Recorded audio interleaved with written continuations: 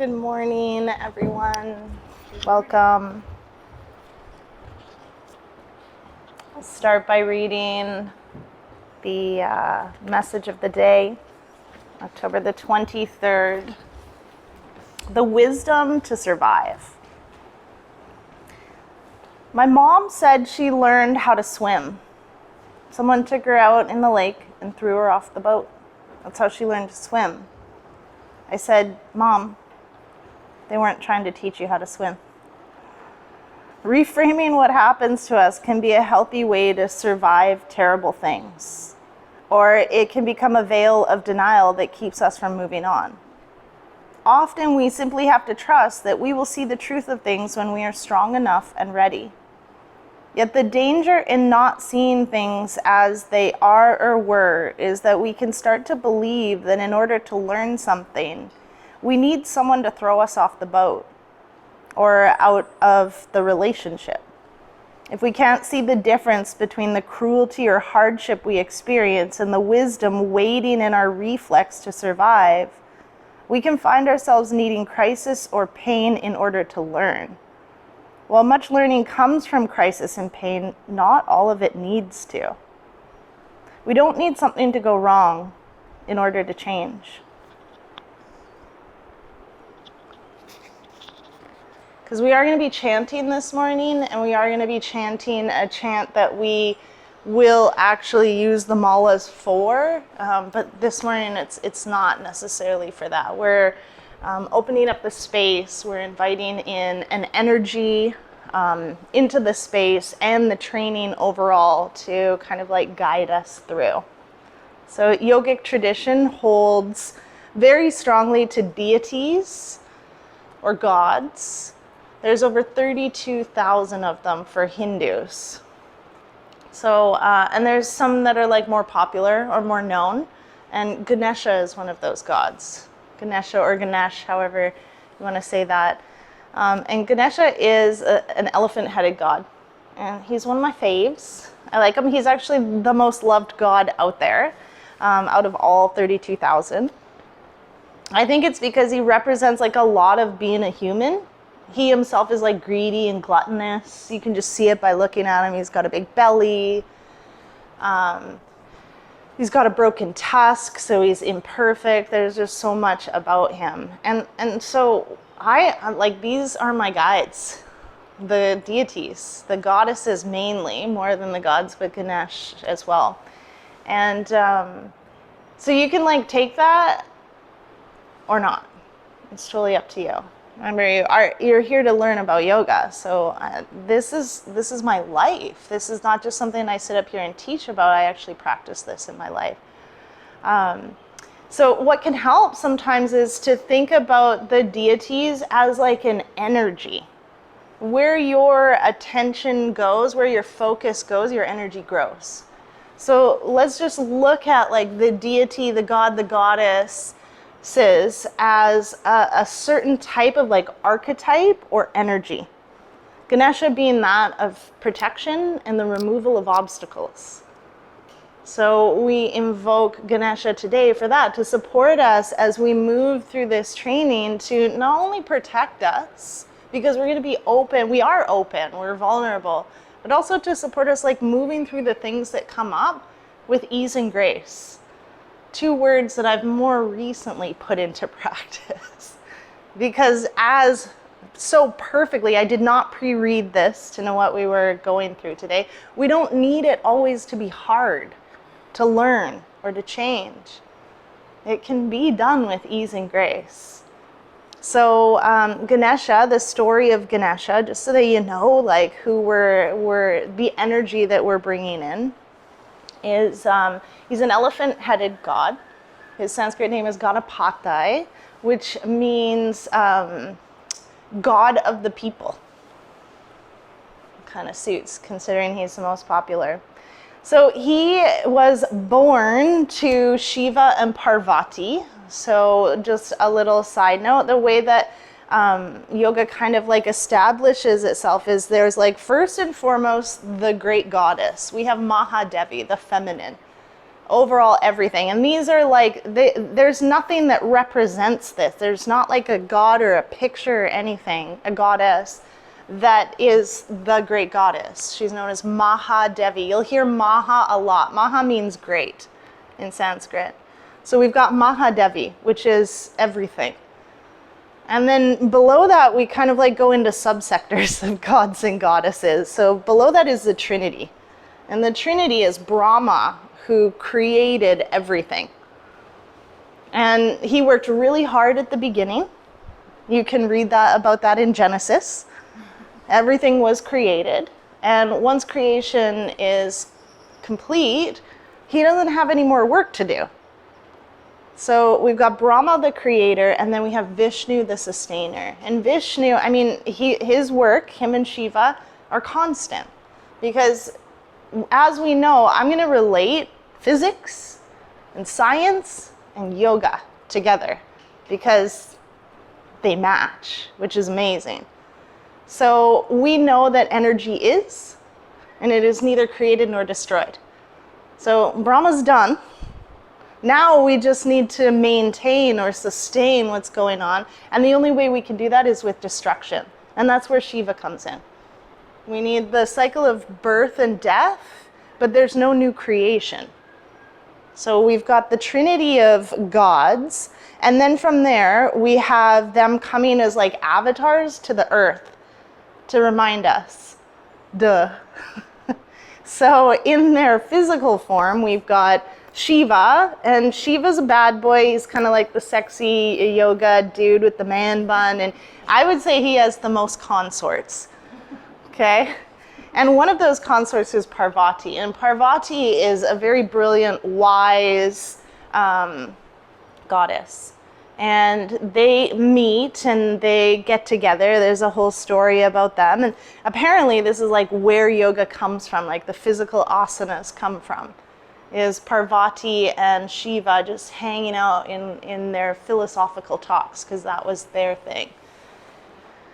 And Parvati, everything's like in slow time, right? Like centuries, eons. So Parvati's taking a bath one day, and she has Shiva's guard on duty, and she says, don't let anyone in. And so she takes a bath for centuries. And Shiva's off doing his thing, meditating, and he comes home early. And he goes to go in to see his wife, and the guard's like, nope, she's taking a bath. And Shiva's kind of like, you're saying no to me? Steps aside, lets him in, and Parvati's upset. She recognizes, I don't have anyone that's loyal to me. Everyone's loyal to Shiva. I'm trying to take a bath, and he just bursts in. So the next time he goes away and she decides to have a bath, she wants to create her own loyal, not servant, but friend, son. So out of her own sweat and turmeric paste, she carves out a child. And she breathes life into the statue, and Ganesha is born. And there's many stories about how Ganesha comes to be, but she posts them at the door and says, don't let anyone in.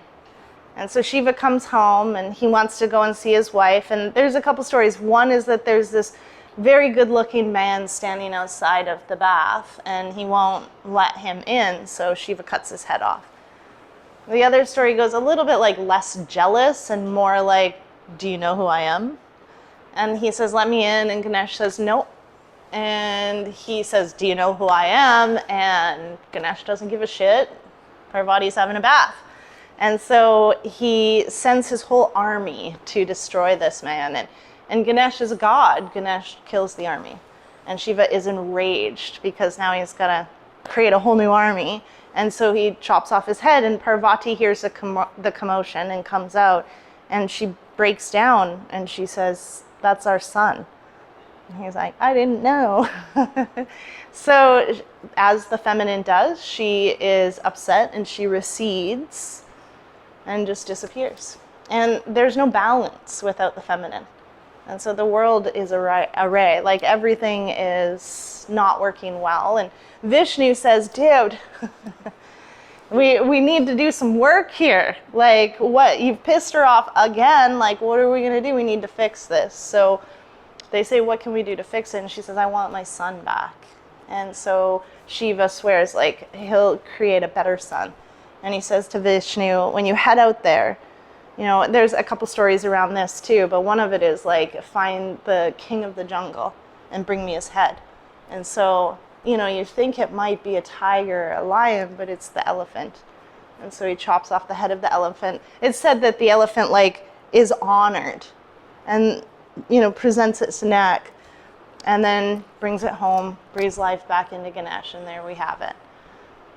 So Ganesh also, she has some stipulations, like he needs to be the god of gods, he needs to be the most loved god, like she has all these other things, and so it's granted upon Ganesh.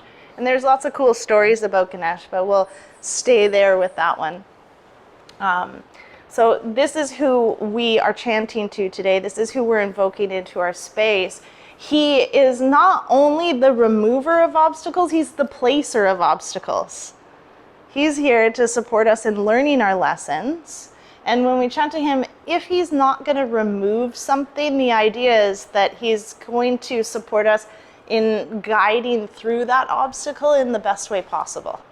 So we're really like just looking for that guide, that protection as we move through the next 20 days. All right, so we're actually going to sing a song that has the chant in it, as opposed to the typical chanting that one might do. So please come to a nice, comfortable seat. And feel free to join in. We'll sing Om Gam Ganapataye Namaha 4 times. And then there's a little, I don't know what you call it, a bridge or a chorus, in which we sing to Ganesh, Parvati, and Shiva. So I'll start with that, and then we'll move into the chant, and then we'll just keep doing that for a little bit, and then we'll come on back.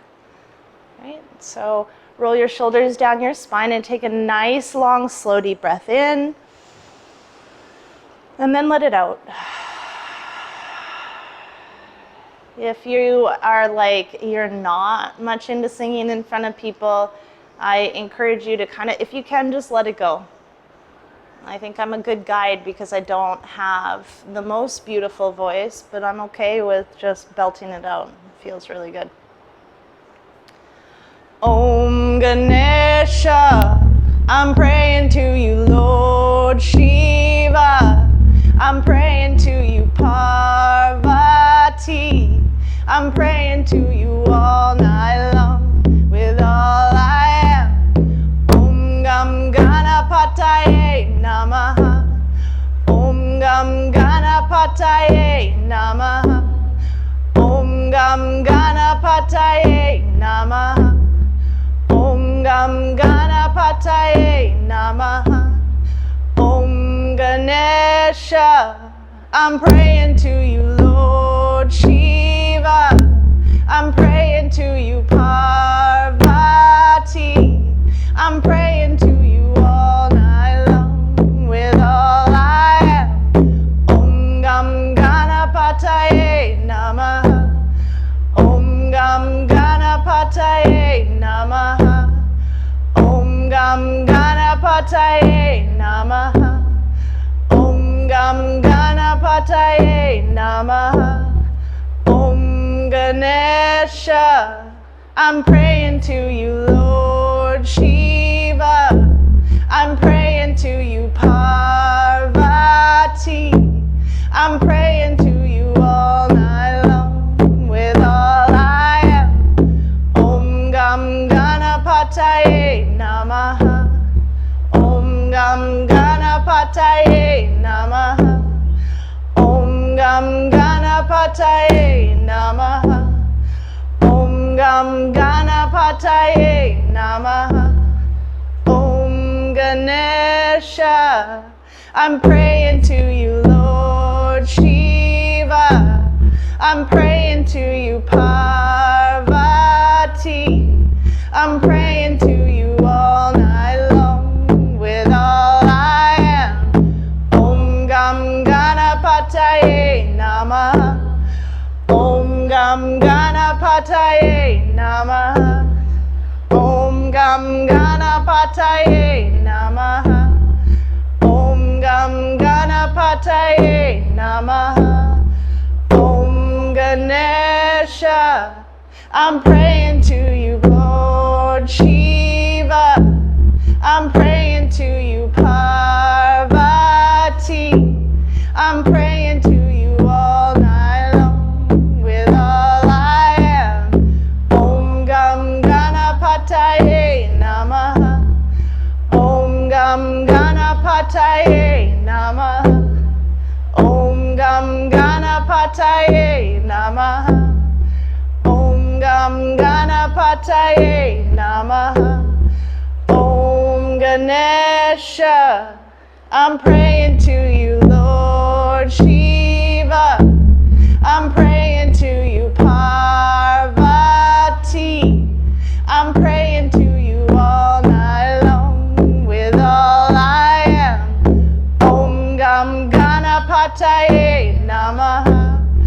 Om Gam Ganapataye Namaha. Om Gam Ganapataye Namaha. Om Gam Ganapataye Namaha. Om Ganesha. I'm praying to you, Lord Shiva. I'm praying to you, Parvati. I'm praying to you all night long with all I am.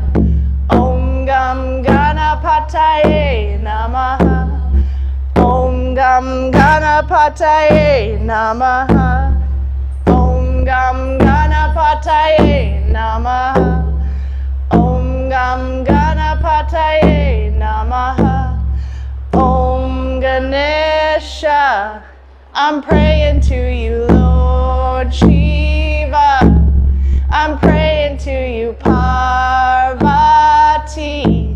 I'm praying to you all night long with all I am.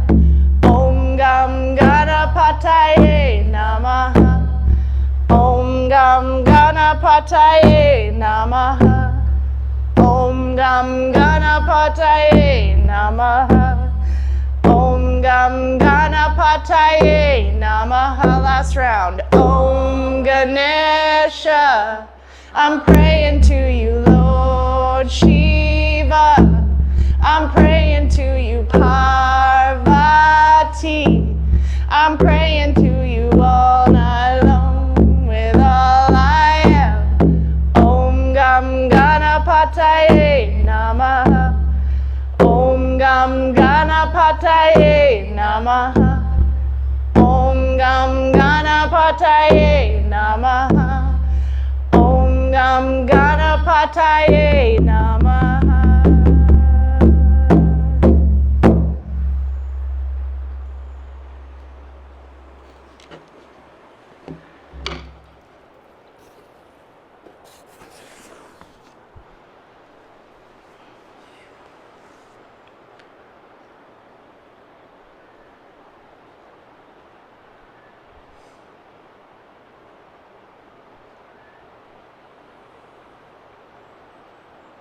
And just notice if the words are still playing over in your head.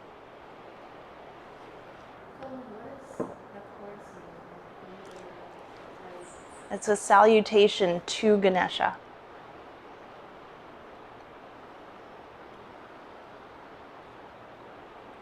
It literally says, Ganesha, I salute you.